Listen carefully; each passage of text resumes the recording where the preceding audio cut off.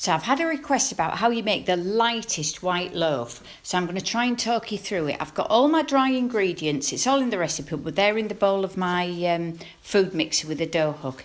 And I find if you use half milk and half water rather than all water, you get a lighter bread. I've put about 3/4 of that liquid in until that dough forms a lump, can you see? And then I'll add the rest of that liquid. And then what you find, that lump of dough then starts sloshing around in that liquid and actually making a mess of the bowl. But after a few minutes, 3 or 4 minutes, you'll find that the dough starts to leave the edge of the bowl. It becomes less messy, it becomes smooth, and it becomes stretchy.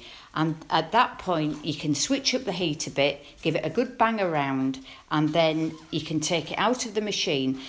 If you grease your hands, then the dough won't stick to your hands at all, and you can just finish smoothing it off, pop it into a grease bowl. I put a shower cap over the top, and then I slide it into an oven, just with the oven light on, because that generates enough heat for it to rise.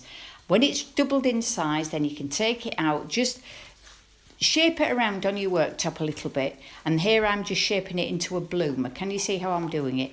Transfer that onto a baking sheet, and then that will go back into that oven just with the light on for a 50-minute prove. And can you see how big it's gone?